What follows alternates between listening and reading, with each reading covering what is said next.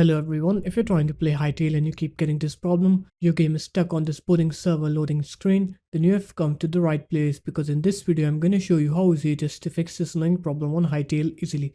So first off, what you need to do is you need to open up your Hytale's games folder. So the default location should be in your roaming folder. So just open up your start menu, right here run, and then write app data. Now go into roaming. Here you're going to find Hytale.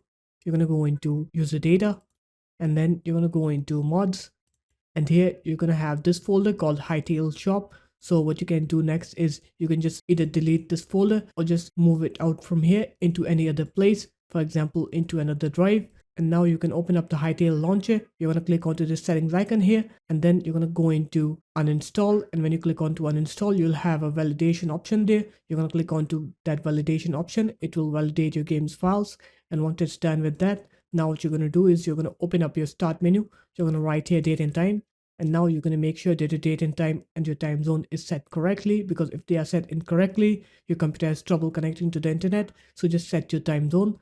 After that, click set time automatically and then click sync now. Wait for it to sync. Once it's done, now you can go ahead and play Hytale, and you'll see that your game will now load correctly. You will not get that boring server problem anymore. So there it is guys, that's how easy it was. If you guys found this video helpful, make sure to leave a like, comment and subscribe to the channel, and I'll see you in my next video. Peace.